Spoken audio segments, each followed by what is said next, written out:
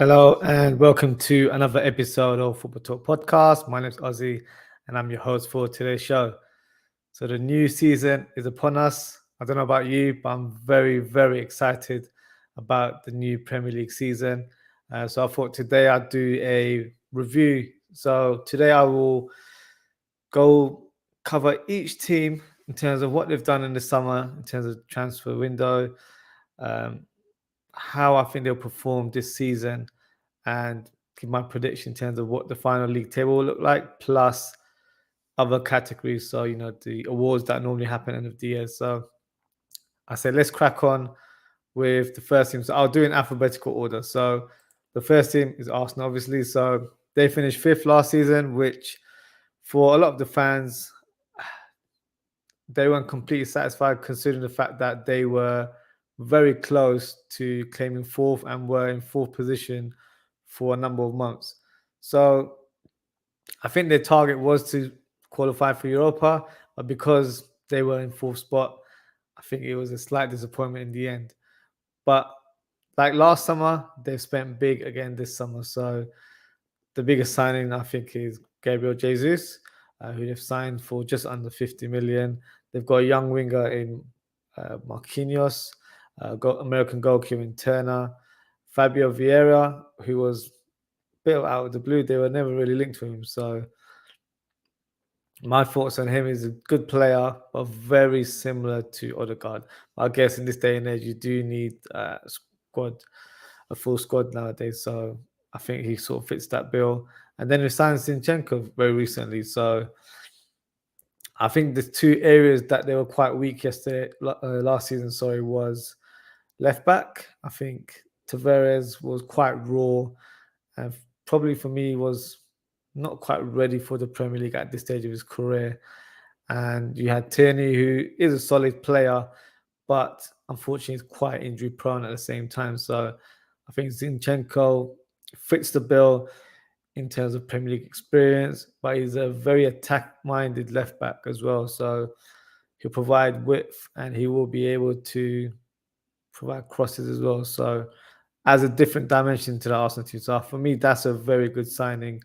In terms of Arsenal's danger men, obviously he's not kicked the ball in the Premier League as of yet, but Gabriel Jesus for me is the main man. I think that's what he's always wanted whenever he's played, and he's given that opportunity at Arsenal. So I think he'll definitely thrive under that responsibility. You've got Odegaard, who's just been named the new captain at Arsenal. As a neutral, my thoughts were up in the end, where I didn't really think he deserved it, but I don't think he doesn't deserve it. It was kind of, okay, fine, decent appointment, but maybe someone with more experience would have been a better sort of a captain in that regards. But I feel like maybe because such a young squad, I think for his age, he does have quite a lot of wealth of experience playing at international level. And obviously he was at Real Madrid as well. So he's got a bit of pedigree about him. So, he might be a vocal person. Don't really see that on the pitch, but in the dressing room, I'm sure he's sort of that sort of character. So, and for me, Martinelli, who showed great glimpses of his talent last season, and I think he'll continue to do so this season as well. And I've gone for Saka. I think Saka, whenever he plays, is always a dangerous player, whether it's on the left or the right-hand side, very effective for this team. So those are my danger men for Arsenal. One to watch. So for me, it's Saliba. So he's a player that was signed 2 years ago, wasn't really given a chance under Arteta, went on loan to Marseille and pretty much blew that league away. I think he was in Team of the Year last season. So for me, he's the one to watch. I think he will surprise a lot of people in terms of his quality. I remember when he was at his previous club, Saint Etienne, him and Fofana were regarded as the two next big defenders coming out of France. So very highly regarded in his country. And I think Arsenal fans, they have been crying out for him in terms of wanting to see him in an Arsenal shirt. So they've got their wish this season. But like I said earlier on, Arsenal has spent big again this summer. So the pressure is on Arteta to deliver. Whether he does remains to be seen. My prediction for Arsenal, I actually believe they'll finish third. So that might be a bit dubious for some. but I can just see them being a bit of a dark horse in the league this season. I know they've spent big and I know they've signed some good players, but I don't feel like many people expect them to challenge top four, or they'd expect them to be close around that area. I think they'll go that extra mile. I think they might get third this season. So that's my little take on Arsenal there. Next team, Aston Villa. So Aston Villa finished 14th last season. For me, they've recruited quite well. So they've signed Diego Carlos, who was linked with Newcastle all January. And unfortunately, Sevilla got a bit greedy. They're trying to bump up the transfer fee as the days went on, and no deal was agreed in the end. But in the end, Diego Carlos got his move to the Premier League, not for Newcastle, obviously, but under Steven Gerrard. A lot of people have said that he's quite a rash sort of defender. He's not really suited for the Premier League. I kind of disagree. I feel like his traits, being an aggressive defender, will suit in terms of the physicality of the league. For me, he needs to probably concentrate more on his positional sense and playing collectively with his team. Obviously, he's come from a different league. He will take time to adapt and to his team style of play as well as the pace of the league. So I think it's a good signing, to be honest with you. Coutinho was signed on a permanent deal, which was pretty much on the cards from last season. Abubakar Kamara, so a player that signed on a free transfer. For me, a decent defensive midfielder. I think he turned down a lot of moves in Europe, so it was quite surprised that he actually decided to join Aston Villa. I'm sure the lure for playing for Steven Gerrard was definitely one of the reasons why he joined Villa, and obviously playing for a team in the Premier League is always a plus point. So I think that's why he joined Aston Villa. So those are the key summer signings, I would say. I know they've signed Olsen, Wilson, and Augustinson as well as their left back cover. But I feel like those three players were the main sort of players that I see that will make a big difference to this team. In terms of their danger men, I'm going for Watkins. I feel like he showed great form last season. Maybe not as consistent as he would have liked to have been, but I feel like injuries did sort of dampen his sort of progression in the team. I'm going for Jacob Ramsey. I was so impressed with him last season. I feel like he will continue to flourish, and he might hit a new level this season. That would be my prediction there. And obviously Coutinho as well, magician on the ball, create things out of nothing, and is capable of scoring the odd goal as well. So 3 danger men for me for Villa. One to watch, not a youngster or any of that sort of to the imagination, but I'm going for Leon Bailey. So from what I've heard and what I've seen, he's had a good preseason for Villa. So this might be the year where he actually stakes a claim in the first team. I know he's been affected by injuries since he's joined Villa. So this might be the year for him where he actually breaks into the team and showcases his talent. Because when he was at Leverkusen, very, very good player, explosive, can play on either wing and scores lots of goals. So might be exactly what Steven Gerrard is after. And speaking of Steven Gerrard, this will be his first full season, and he's been backed by the board. So expectations will be high amongst the fan base and the board at the club. I think they would expect Villa to challenge for a European place. I think it's a little bit too soon. I don't think they're quite there yet, in my opinion. So my prediction is that they'll finish 10th in the league. So the next team is Bournemouth. So Bournemouth came second last year in the Championship. So obviously they had a great season last year. In terms of recruitment, they signed Tavernier, Rothwell, and Frederick. So no big signings there, in my opinion. I feel like they definitely need to add more numbers, more quality to the squad. Otherwise, I feel like they'll have a very, very difficult season. In terms of their danger men, I think it's Solanke. He's pretty much the focal point of the team. He scored 30 goals last season for Bournemouth. Second top scorer was actually Billing, who, from my recollection, when he played in the Premier League, was a defensive mid, but he scored double figures last season and he got double assists. So, yeah, interesting to see how he's evolved, because that's not something that I would have associated with him being a goal scorer. And for me, it's going to be a very difficult season. Let's not be around the bush. I think the big step up from the Championship to the Premier League will be quite evident here. And unfortunately, I predicted them to be 20th next season. Next team is Brentford. So Brentford have definitely been busy this transfer window. They've signed Hickey, left back from Bologna. They've signed Dikov, Wilcox, Lewis Potter, Lisby, Strakosha, and Ben Mee. So in terms of the signing, Hickey is an interesting one. I haven't seen a lot of him, but I've heard good things about him in terms of his pedigree. So that was a big deal as well for Brentford. I think they signed him for around 14 million. So that's a good one for them. Another one is Lewis Potter. So a very highly regarded talent coming from Hull City.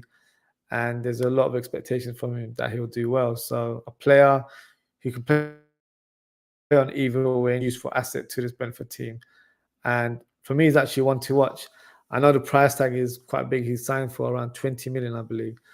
But as long as he concentrates on his football, keeps his head down, and does what the gaffer asks him to do, I'm sure he'll do well. He might even do just as well his other sort of Hull City striker in Jared Bowen, who's been fantastic since he's joined from Hull City to West Ham. So yeah, so you never know.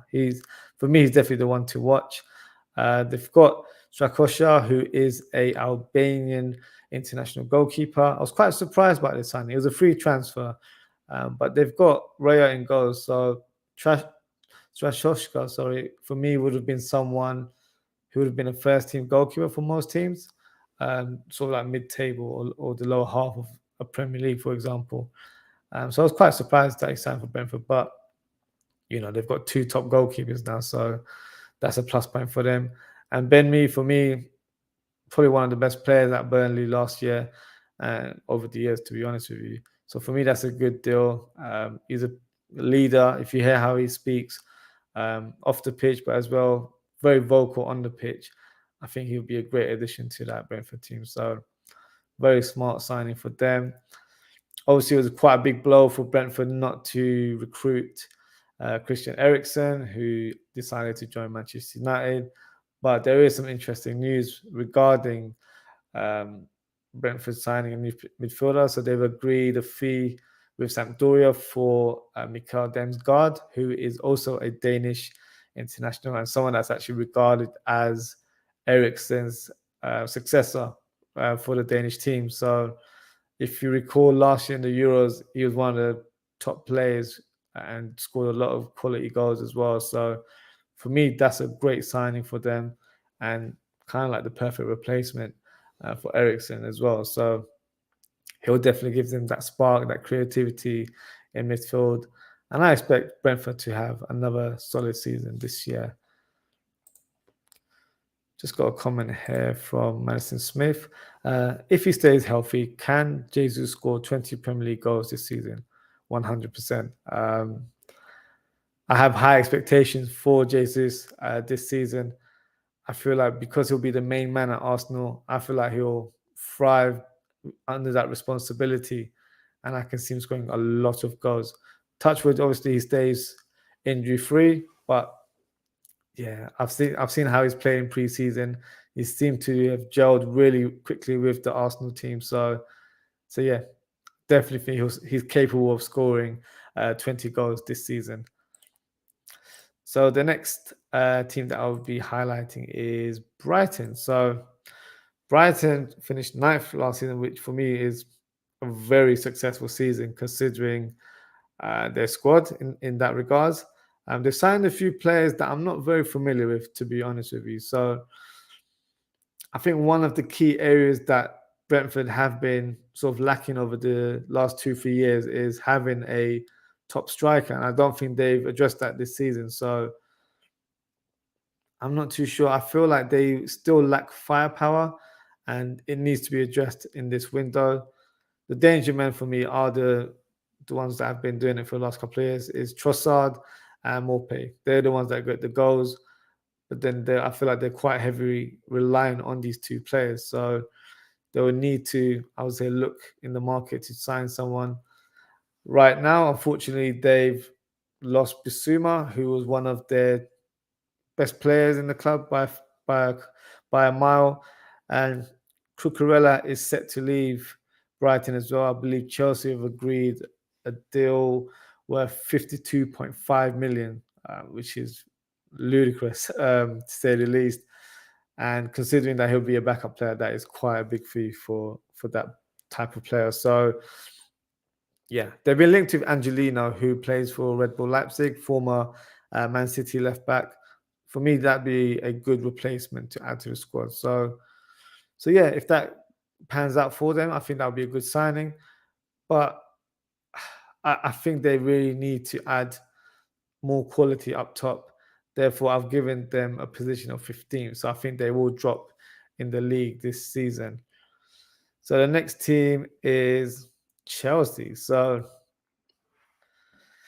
Chelsea have kind of been the talking point of this transfer window, where they've pretty much been linked with every player that you can think of. And whenever they've tried to complete a deal, they've been hijacked by Barcelona, unfortunately. So as a neutral, it's quite funny, but I'm sure for Chelsea fans, it's quite a frustrating summer so far. So regardless, they have signed some decent players this year. So they've got Raheem Sterling. For me, fantastic deal in terms of the fee. Obviously, we don't need to speak too much about the player itself. Quality player. They've got Koulibaly. One that kind of went under the radar for me is Omari Hutchinson. So a player that was very highly regarded at Arsenal. So I was quite surprised to see that he left Arsenal. A player that is full of flair, can play on the right-hand side, can play as a number 10 as well. So for me, he'll definitely play in the first team. Maybe not as regular to start off with, but I feel like you will see a lot of him this season. And then they've just signed the Aston Villa midfielder, Chukwumeka. Hopefully I pronounced that right. So apologies if I butchered that name. Highly regarded midfielder. It's been highly reported that he's failed to agree terms with Aston Villa regarding a new contract. So he's been linked with Real Madrid, Barcelona, Bayern Munich. He's been linked to all the top clubs. So Chelsea have done well to step their mark there and recruit the player. So two young prospects there. You've got Koulibaly with experience as well, and you've got Sterling with experience. But for me, a player that's capable of scoring goals. But I feel like at the same time, Chelsea as well, they need to sign a striker, because right now, after reviewing their squad, the only dangerman that I can kind of see is Sterling and Havertz. But Havertz, for me, isn't prolific enough to kind of put a charge for Chelsea's stake in all of the tournaments that they'll be in this season. So yeah, I don't know if that is something they'd look into this summer. I know they signed Lukaku last year, and I'll put my hand up. I thought it was going to be a fantastic signing for them. End up being a flop of the season, in my opinion. So maybe they're being a bit more careful in terms of going for a big signing right now. And to be fair, there aren't a lot of top number 9s available at this stage. So maybe looking at a young prospect. Or for me, what I would do is probably stick with Broja rather than selling him. I feel like he showed great form last year for Southampton. So maybe have him in the team. You know, he might surprise a lot of people. So that's just my take on Chelsea's attack in terms of a player to watch out for. I think we've pretty much saw him last year for Palace, but I feel like Conor Gallagher will continue to show that form in the Chelsea shirt, and for me, he'll have a very successful season. So I've got high expectations for him in terms of how he does. As I mentioned earlier when I was highlighting Brighton, Cucurella looks like he's set to join the club. For me, they do need a backup left back, but I feel like for that fee, it's a bit, it's quite high to say the least. Well, obviously, who cares? It's not our money, is it? But I think there's other areas in the pitch that probably should be more focused on to improve. But who knows? We've still got a few weeks left. The transfer window finishes 1st of September, I believe. So still plenty of time to recruit. So because they don't have the firepower, sorry, I don't think they'll be finishing higher than third this season. So I've predicted that they will finish fifth this season. Next team, one of the teams I was very impressed with last year was Crystal Palace, who finished 12th last year. They signed some interesting youngsters, to be fair. So they've signed an American international defender in Richards from Bayern Munich. They've signed a player from Derby, Ibi Owe, who is he's a winger, can play on either wing, so very attack-minded player. They signed Sam Johnston as well on a free transfer. One player that I've been aware of is Doucouré, who they signed from Lens. Box-to-box midfielder, pretty much has everything in the locker, scores a lot of goals as well, despite being a midfielder. So I feel like he's someone to definitely look out for. I feel like he will surprise a lot of people, especially if you haven't seen him in action. In terms of their danger men, I would definitely say Zaha, goes without saying. Mateta, for me, despite predominantly playing as a sub in the first half of last season, showed his form and was pretty much the main striker for Palace during the second half of that season. So Mateta definitely one, and I'd probably add Edouard as well. I feel like first season, probably just getting used to the Premier League. I feel like this season he'll be ready to show his scoring form in a more regular basis. In terms of the one to watch, I did mention Doucouré, but for me, I feel like the guy that really stands out is Eze. I know he had a bad injury last season, so he pretty much missed last season. But I feel like even when he came towards the second half of the season, he showed glimpses of his form. So I think under having a preseason under his belt and pretty much being the guy that takes Gallagher's place in that team, I feel like he's going to flourish this season and he will surprise a lot of people. So I'm going for Eze as the one to watch. Like I said, been very impressed with Crystal Palace last season. I like their philosophy in terms of signing young talent and trying to blossom them as a collective. And I think they're doing a great job right now. So Vieira had a big season last year. I think there's expectations for him to surpass what he did last year, which for me is actually a possibility. So I have predicted that they finish 9th. So I don't think Palace have finished higher than 10th in their history. So, I think let's think bold. I feel like they can do it this year. So let's see how it goes for Palace. Next team is Everton. So Everton just about scraped through Premier League status last season, finishing 7th. They've recruited a few players. So they've got Vinagre, who is a former Wolves player, and Tarkovsky, they've got on a free transfer, and they've just signed Dwight McNeil as well from Birmingham. So 3 decent additions, I would say. The danger man for me is pretty obvious. It's Calvert-Lewin and Demarai Gray. Demarai Gray for me was fantastic for Everton, especially in the first half last season. Calvert-Lewin probably quality player, don't get me wrong, but for him was mainly staying fit. So that would be his focus this season. And I feel like they were relying quite heavily on him to get the goals, but then end up relying on another player in Richarlison, who has just left the club as well. So I feel like a lot of the clubs I've mentioned today, signing another striker will definitely be on top of their agenda before the window concludes. The one to watch for me, I think it's quite obvious, especially if you watched Everton last year, was Anthony Gordon. Second half of the season, he was fantastic. Rapid winger, causing all kinds of havoc. I remember watching him against Liverpool. He was a nightmare to defend against. So for me, I feel like he'll definitely progress this season. Everton to try and keep hold of him as well at the same time, because I believe Newcastle have shown interest in the past. So he's definitely a sought-out player right now. And I think he'll definitely be the key to their success. But despite what I've just said, I know they've signed some decent Premier League players there, and they've got a good young player in Anthony Gordon. But I feel like they don't have enough to survive. I think mainly because I don't have sort of faith in terms of the quality of Frank Lampard as a manager. I don't think he has it to excel this team going forward.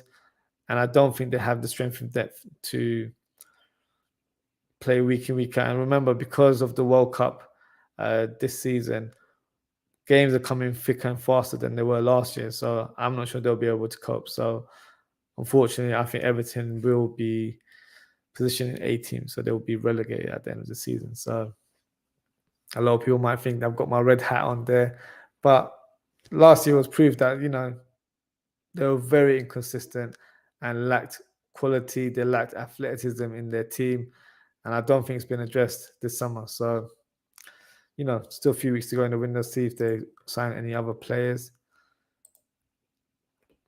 Okay, so Madison Smith has sent another comment. If I'm not mistaken, I believe Leicester are the only team that haven't signed anyone, just outgoings. Tielemans and Madison also may be on the move. Are they looking to rebuild? Possible relegation battle. So interesting you say that, because that is the team that I was going to highlight very soon, but I will answer your question. So yes, as I was doing my research today, only team to have not signed a player. I've also read as well that they're in huge debt. I think over 200 million right now. So are they doing a rebuild? I don't believe they are, to be honest with you. I think it could be a relegation battle, but I feel like if they're able to keep some of their key players, they'll have enough to survive, but they wouldn't really be challenging the top half, in my opinion. Tielemans, I would have expected him to have left by now. I do think he will leave in this window. He was very strongly linked to Arsenal. I'm not sure if there's any more sort of noise regarding that rumor anymore. Madison is pretty much sought after by Newcastle right now. They've had two bids rejected, one being 40 million, the second being 50. So I think it's only a matter of time that they'll sign him. So I can see Madison leaving. Harvey Barnes is a player that's also linked as well. And Jamie Vardy is in the final year of his contract, and I believe United are sniffing around, possibly trying to recruit him early before that contract expires. So yeah, it's worrying time if you're a Leicester fan, because they've just sold Peter Schmeichel to Nice as well, a leader in that team, and he's been ever present. He's been there for 11 years. So yeah, it's very strange in terms of what's happening at Leicester City right now. I don't think it's a rebuild, because they've not really signed any players. They're not really showing that ambition. They're not really showing the type of profile of players that they're building for the future or for the short term. So if they're not signing anyone, you can't really see what direction they're going into. So yeah, I'd be very worried if I'm a Leicester fan right now. So on to the next team. Who did I just cover? Everton. So Fulham. So Fulham won the championship last year. They've signed some decent players so far. So Polina, they've signed from Sporting Lisbon. He's a good defensive midfielder, so a good signing there. They've signed Sekularak, who's from Juventus, I believe. McFarlane, Pereira, the Manchester United player. Solomon, I think they've signed from Shakhtar Donetsk. Mbabu, who they've signed from Wolfsburg in the Bundesliga. And they've also just signed Bernd Leno as well as their goalkeeper. So some interesting appointments there.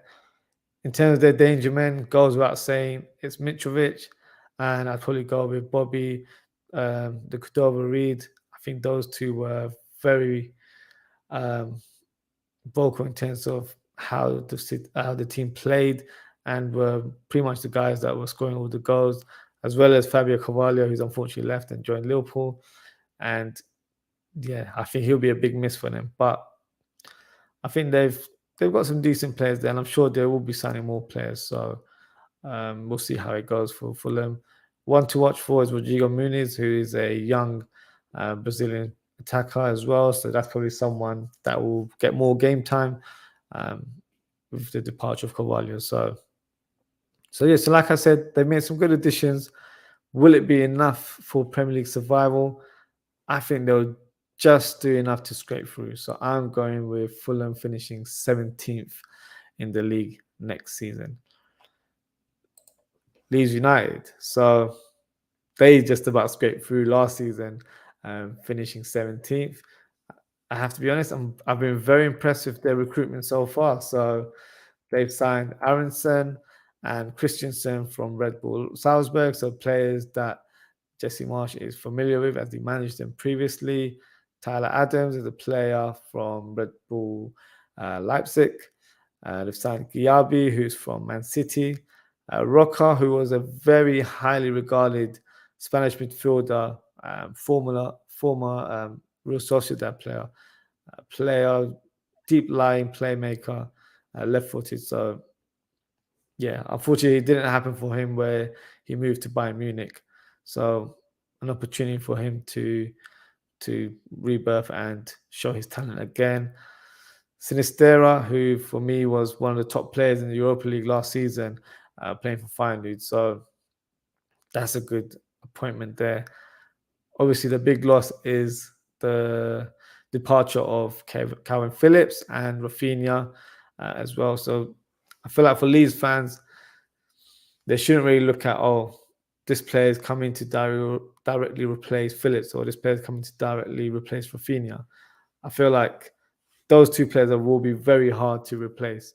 I feel like they've got a good player in Sinistera who plays on the right-hand side, very attack-minded, very quick on the ball, scores a lot of goals. So I would say a good player to put in a squad where Rafinha would have been.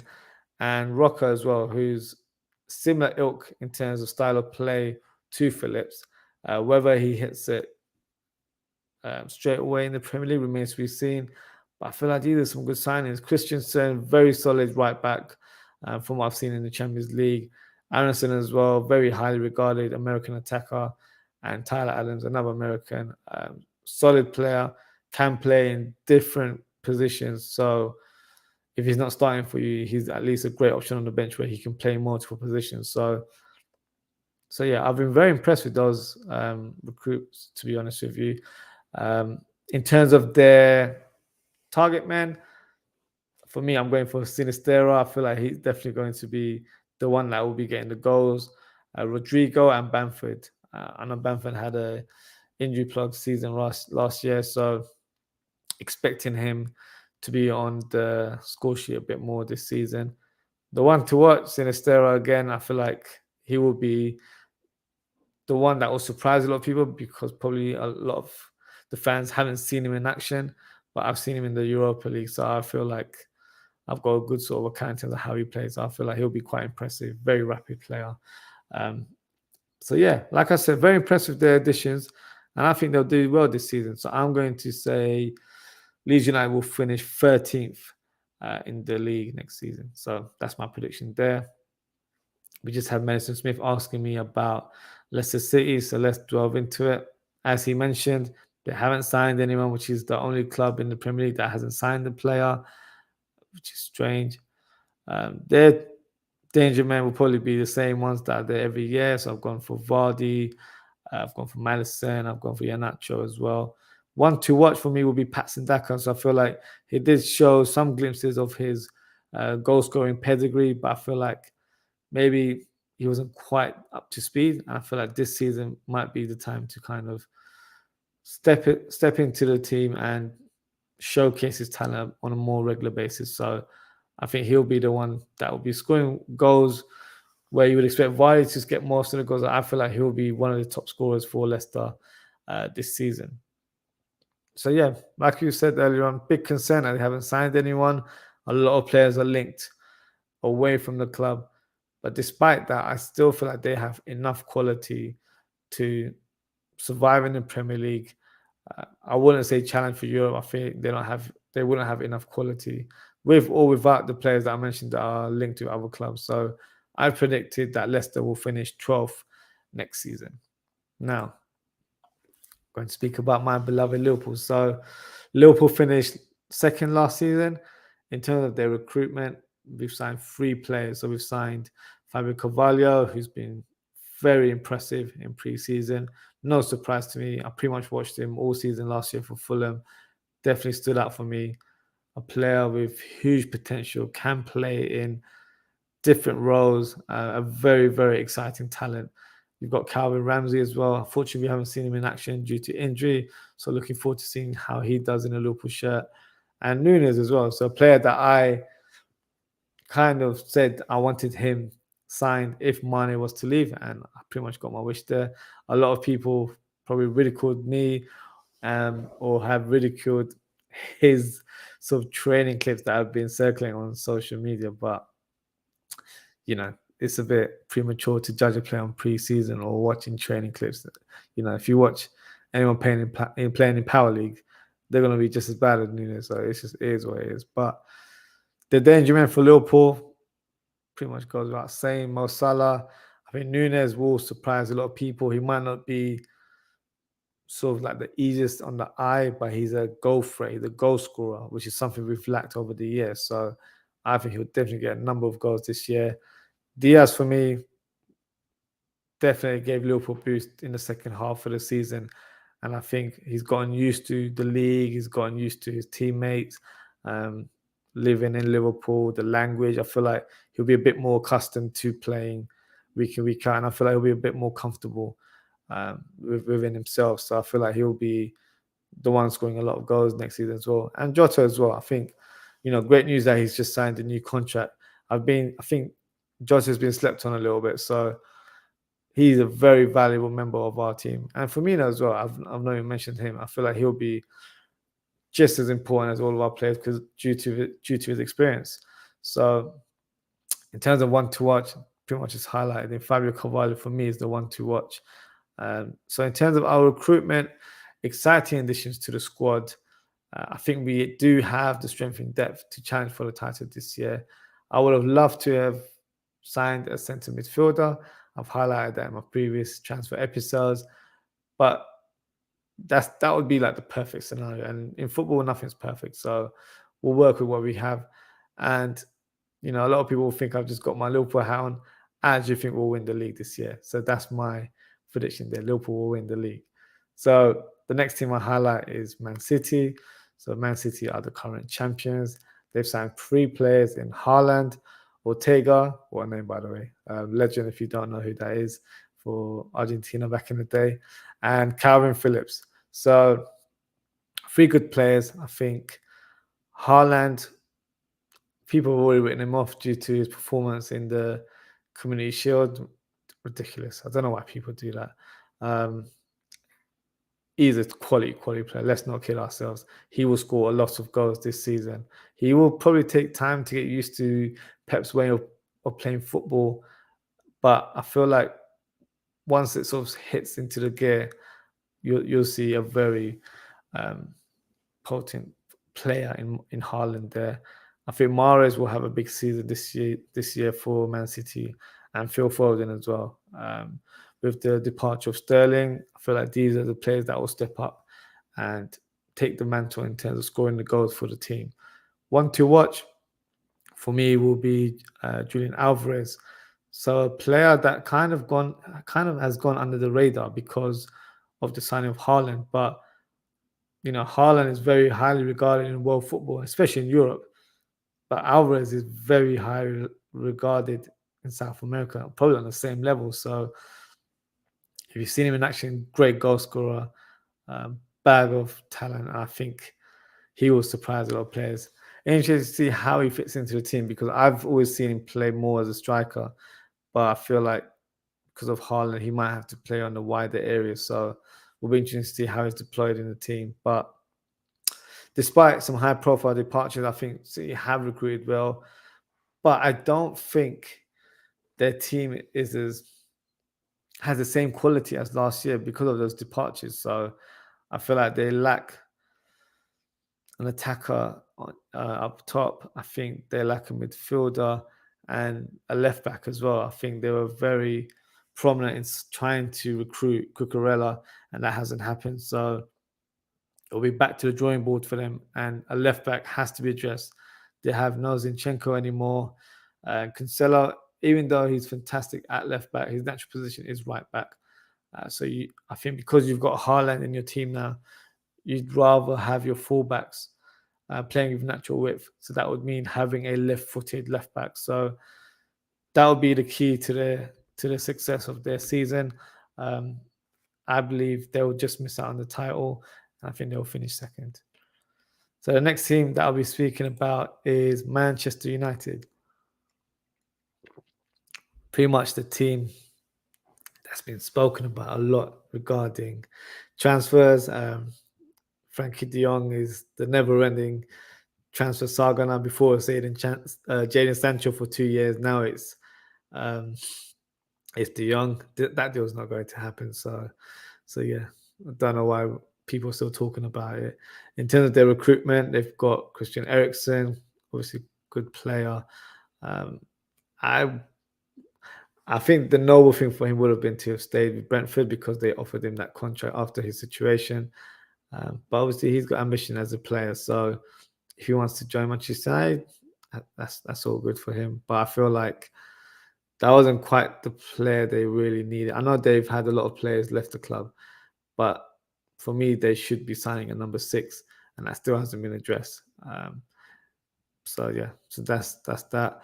Malacia, player because I've been watching Feyenoord in the Europa League. He impressed me as well. He was a very flamboyant left back, likes to attack, can defend as well. So it'll be interesting to see how he steps up in the Premier League if he's up to that level. And they've got Martinez. So obviously Martinez has come, I think, for a fee of around 54 million.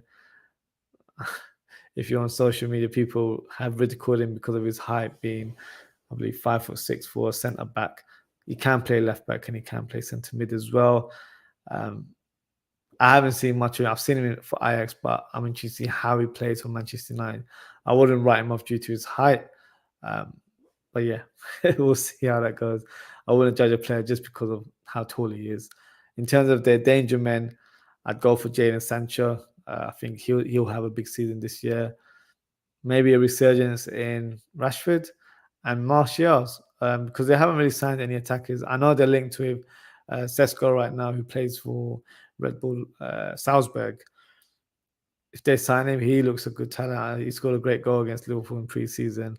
Did quite a good few skills as well during that game. It looks very impressive, to be fair. So if that is the player they sign, for me, that'd be a good appointment. A young striker with huge potential.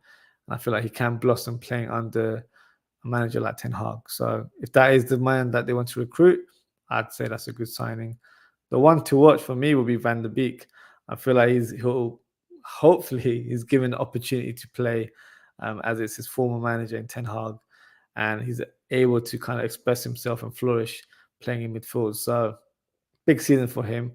If it doesn't work out, then I can see him leaving at the end of the season. But I feel like because he's got a coach that knows his capability and probably trusts him as well as a player, you'd think he'd be getting a lot more game time this season. So that's the one that I would say is the one to watch. As I mentioned, I think it's pretty much a circus right now in Manchester United regarding Cristiano Ronaldo. Is he staying? Is he going? I think he'll end up leaving. Where would he go? No idea, to be honest with you. I just don't see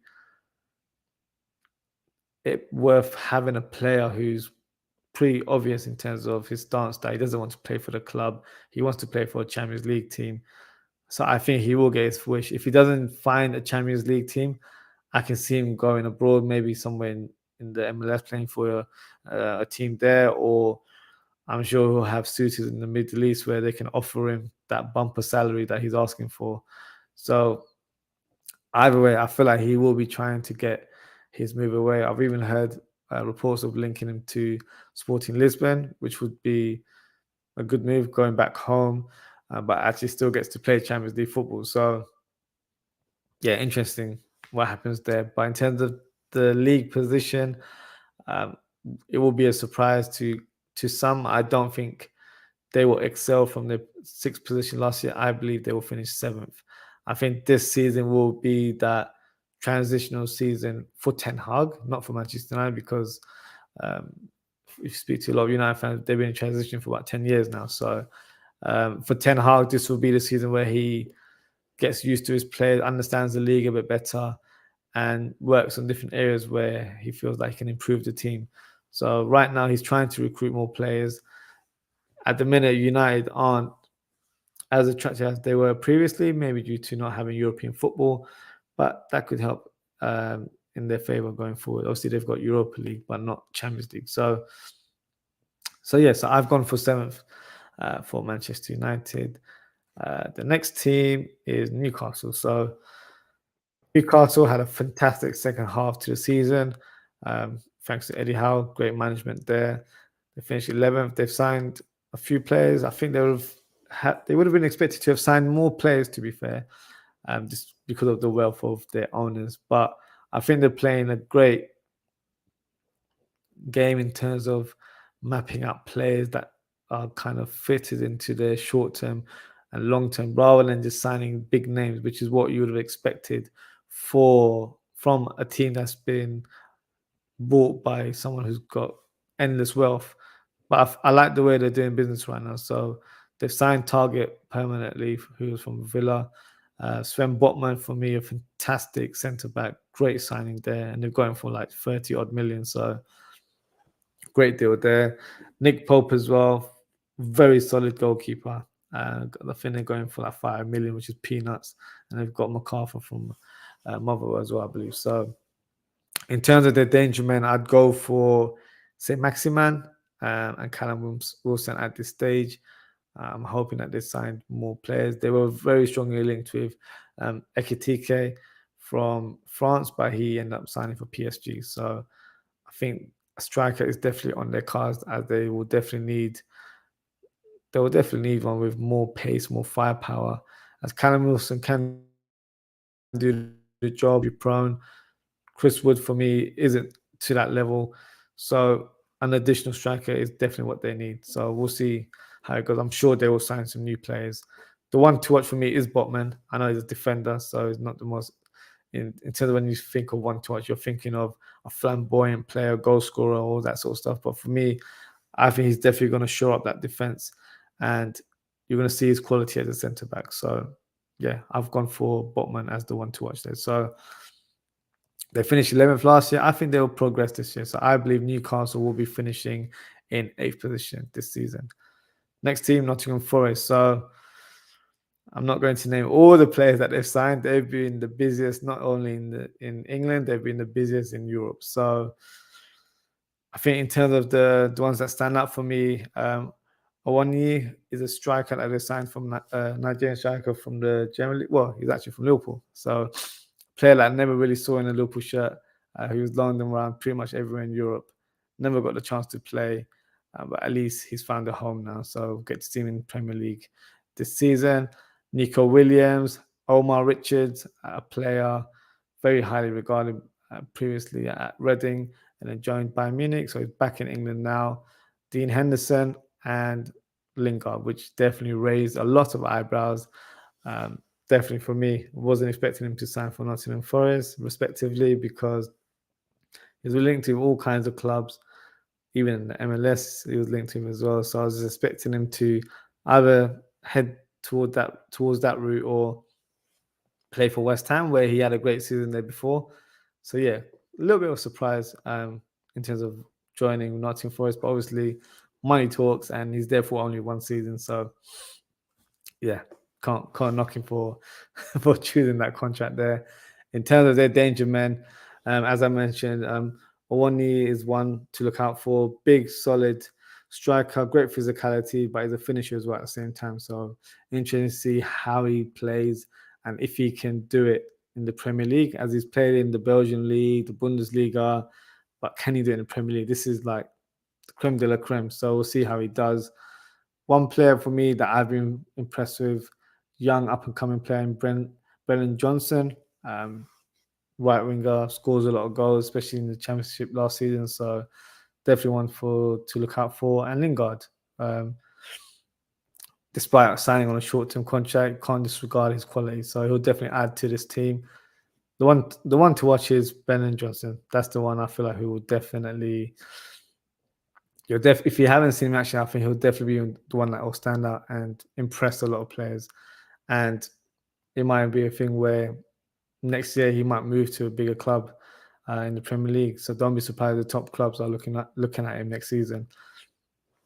But in regards to this season, as I mentioned, they made a lot of signing. I believe it's 13 in total. Will the team be able to gel together in quick time? I don't think so. I think it's too much of a task for that to happen straight away.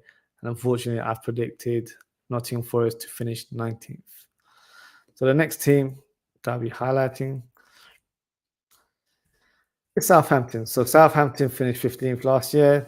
For me, they've signed some decent young players. So they've signed Bazunu, who is the Ireland international goalkeeper. I think if you recall last year, I think his viral moment was saving a penalty from Cristiano Ronaldo when they played in Portugal and Ireland. So yeah, a solid goalkeeper. Obviously, he was playing for Man. He was owned by Man City, and same player as Lavia. Lavia was a very highly rated midfielder for Man City. Has gotten his move. So great to see how he does in the Premier League. And Aribo, who they've signed from Rangers, great winger, so much talent, great trickery on the ball. Scored a great goal the other day in preseason. So hoping to see some more magic from him in this season. Their danger men are Adams, Armstrong, and I would add Aribo to that list. And the one to watch for me is Aribo as well. Very exciting young player to see. So I think Southampton definitely needed to inject some more talent in their squad, especially the young players that they've signed. So it was definitely needed. So they've spent money this year for the first time in a long time. So I believe they will make some progression and they will finish 14th in the league. Now, Tottenham finished 4th last season and they've recruited really well, to be honest with you. They've signed Perisic, who a player with great pedigree, has played for a lot of the top teams in Europe. Some would say sort of past his best due to his age, but I feel like this day and age, professionals, they can play for a longer time in comparison to like 10, 20 years ago. So age is just a number right now at this stage. I still feel like he has quality. Great option to have where he can play further up top. He can play as a wing back. So for Conte's system, where he's pretty much playing like a 3-5-2 or 3-4-3 at times, it will be quite suited in terms of what they need. Foster is a good signing, free transfer, good backup goalkeeper. Bissouma, great signing for me. A surprise one, as I was expecting him to sign for Arsenal, as he's known to be an Arsenal fan, and they were prominently linked to him all summer. So another surprise there. Richarlison, gone for a ridiculous fee of 50, 60 million. I'm not even sure what it is. A player, I'll be brutally honest, I don't rate. I think he's bang average. I don't see what he brings to this team other than being a sort of a petulant person, diving around with all kinds of antics. As you can tell, I'm not a fan of him. So, yeah, for me, couldn't care less. I don't think that's a good signing, personally. I think they could have gone for a better player. I think that money could have spent better elsewhere. But who knows? Remains to be seen. They've gotten Longley from Barcelona. I believe that's a loan deal. And they've just managed to get Spence as well, who's pretty much someone they've been trying to get for months, and they've managed to get over the line now. So, yes, a very promising right wing back as well. So, good recruitment there. In terms of the danger men, it's Kane, Son, Kulusevski. The new signings for me don't really add to their firepower, but they're good additions in terms of quality in the squad. The one to look out for is Spence. I think he will be the one that will flourish playing in this system under Conte, and I think he'll do really well. So very smart signings. I'm going to go and say I think Richarlison will be a flop. I don't see him being a quality player at all. He was bang average in Watford. For me, at Everton as well, he was the same. I don't think he's good enough to play for Tottenham. I was very surprised at this time. I know he's linked to Arsenal as well, but I think he's overhyped and he's overrated. So, yeah, not the player I rate, but we all, it's my opinion. It is what it is. In terms of the top 4 challenge, I think they will definitely be challenging 4th spot, and therefore I believe Tottenham will finish 4th next season. So West Ham. So West Ham finished 7th last year. Very unlucky not to finish higher. I think because of the progression that they made in the Europa League, the squad was definitely challenged in terms of maintaining a high level of play on a consistent basis during the season. So they played a lot of games that they probably never used to have played in prior seasons. So They've signed some good players. They've signed Aguad, who is a Moroccan centre-back, signing for 30 million, so a big fee, but he's a very highly rated centre-back in League 1. They've just got Ariel on a permanent deal. For me, I think he's a good goalkeeper, so that's a good signing there. And they've got Kelly and Downs, and they've also just signed an Italian striker in Samaka. So good player, very, very, very potent in front of goal. An interesting sign. I think that would definitely be a sign that excites the Hammer fans. So yeah, definitely see him doing well next season. Danger Man, Skamaka obviously is one for me. Bowen, Antonio, and Ben Rama. I think all three of these players, as well as Skamaka, had a good season last year, so they will do well. One to watch is Skamaka. So I think they've made some good signings. I believe they're on the verge of signing another midfielder in the name of Onana, who plays for Lille. So that's very close. And I definitely think Hammers will be challenging and they will be trying to go for that European spot. So I have predicted that they will finish sixth next season. And finally, I will be reviewing Wolves. So Wolves finished 10th, which for me is a fantastic achievement. Looking at their squad and even their managerial appointment, I didn't think that was possible. I think in my eyes, they were there for a relegation battle, but they somehow surpassed the expectations and managed to finish mid-table. So credit to them. In terms of recruitment, they've made Hwang Hee-chan a permanent deal, and they've signed Shiwomi, Plank, and Collins. So no high-profile signings as of yet, but with a few weeks to go, I'm sure Pedro Mendes will get some players from Portugal over to Wolves, as he always does. So yeah, so I wouldn't put it past that. In terms of their danger man, is Jimenez, Hee-chan, and I think Neto as well. Neto was unlucky. He's been injured for a long time.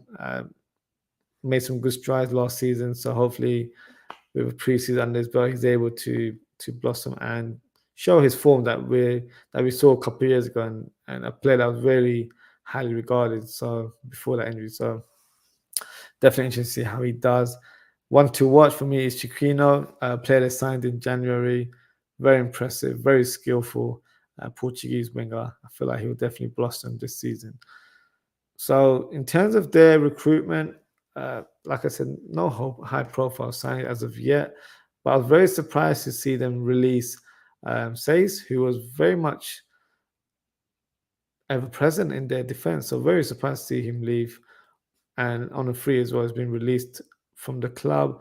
And Fabio Silva was loaned out to Anderlecht. So that's an indication to me that there's no long-term future if he's being loaned out to the Belgian league. So maybe it was a move too soon for him. He was 18 when he joined. So a player like that always needs time to adjust to a new league, but it wasn't to be. So in terms of their position in the league, I think they'll struggle a little bit this year. I've predicted them to be 16th in the league. So that's my overview of each team. Because I've spoken about each team, I feel like it might be worth me showing you graphics in terms of what I've spoken about. So what I'll do now is share a screen of how the league will finish in my eyes next season. So let me get that uploaded for you guys. So here is my league prediction. So as you can see, top four will be Liverpool, Man City, Arsenal, and Tottenham. Chelsea and West Ham will be in the Europa League spots, and then United will be in the Conference League spot based on that position right there. And relegation will be Bournemouth, Nottingham Forest, and Everton. So I will be uploading this artwork, as well as I've got some more to show you guys as well on Instagram. So if you don't follow me on Instagram, you can follow me at ozzie.ftp. Love to hear your views in terms of my prediction. I'm sure I'll be getting a lot of comments regarding Liverpool finishing the league. No surprise there, being a Liverpool fan. It's just my prediction. We'll see how it goes.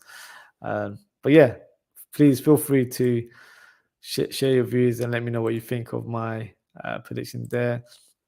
So what I'll do is I'll show you predictions of categories that normally happen. So the player of the year and the young player of the year, that sort of thing. So what I'll do is I'll share another screen with you guys, and you guys can let me know what you think. So here we go. So here is my category prediction. So player of the season, probably no surprise to many if you watch my show. Going for Mo Salah again. I think he's going to have a phenomenal season. I think signing a new contract will give him sort of a new lease of life, which sounds weird because he's been such great form over like the last 5 years. But I think towards the latter stage of last season, I feel like maybe the contract talks affected his performance. Obviously, the heartbreak of losing for Egypt in terms of the AFCON final, as well as not qualifying for the World Cup. So that definitely had a mental part in terms of his sort of misform, I would say, in the latter stages. But even in preseason, he just looks a different player. He looks stronger, quicker, and I think he's really hungry for it this season. So I feel like he's going to be fantastic, and I think he would definitely be up there in terms of the nominations for Player of the Season. Young Player of the Year. So last year was Foden. I've gone for Jacob Ramsey. From what I saw of him last year, I feel like he's going to continue to progress and flourish and really show his talent next season. So that's the player I feel like will be Young Player of the Year. Top scorer, I've gone for Mo Salah. I think, everyone's thinking it's Darwin Núñez versus Haaland. I don't think that'll be the case. I think it will still be Mo Salah running with the Golden Boot once again. And top playmaker award for me will be Trent Alexander-Arnold. He just missed out last year under Mo Salah, but I feel like the way he's performed in preseason and even the way he performed last year, I was so impressed in terms of how he played defensively. He's improved so much, and I think he's only getting better, which is a scary thought because for me, he's one of the best right backs, hands down, in the world right now, and there's no one that comes close to him in regards to his play, his passing ability, and I feel like he's more of an all-round player now. So yeah, I'm expecting big things from Trent Alexander-Arnold there. So that's my thoughts there regarding the categories that we normally have in the end of the season. And finally, what I'll do is showcase a graphic regarding sort of like the bold predictions that us content creators like to make. So in terms of dark horses, I think Arsenal are a dark horse. I think because people are just expecting them to challenge for the top 4 or maybe just claim 4th spot, I think they'll be in and around challenging Liverpool and Man City throughout the season. So that's my prediction there regarding who would be a dark horse in the season. Signing of the season, I've actually gone for Gabriel Jesus. I think he's going to be potent in front of goals. Sorry, I feel like he'll score a lot of goals for Arsenal, and I think in terms of the fit, in terms of style of play, it just suits his game. So I think you'll see a great player next season. Shop of the season, Richarlison. I don't need to say too much. I think I've said enough earlier on, so we'll leave it at that. And then my unpopular opinion is that Darwin Núñez to score more goals than Erling Haaland this season. I've mentioned this on one of my previous episodes, but if you haven't heard me say that before, that's my unpopular opinion there. So might come to bite me in the end of the season, but remains to be seen. We'll see how it goes. But yes, that wraps us for today. So thank you for tuning in. A very long episode today, but I feel like with the Premier League, we've got to cover all the teams and build that excitement. The first game tomorrow, Crystal Palace versus Arsenal. Really looking forward to it. And obviously Liverpool playing Fulham at midday kickoff on Saturday. So yeah, lots of games coming thick and fast. If you haven't already, please don't forget to like, comment, share, and subscribe to my channel. As you can see, I've got a QR code. So if you're watching on TV right now, feel free to scan that QR code and hit the subscribe button straight away. Don't forget to hit that notification bell as well. I plan to do a lot more content this season, so you'll be notified of any upcoming episodes during this season. And yes, FPL. So if you haven't joined FPL, you haven't created your team yet, no worries. Do it now. You've got until tomorrow to build a team before 6:30 is the deadline. And to join the league as well, just enter that code in. So it's IBZZ5Q, and you'll be entered and part of the league. There will be a prize at the end of the season. So yeah, all good and fun and games there with the FPL there. So yes, thank you again, guys. We'll be back on Monday where I'll be reviewing all the games in match week 1 and giving you my take on what's happened in the season, in the weekend, I should say, sorry. So again, take care, guys, and hope to see you very soon. Good night.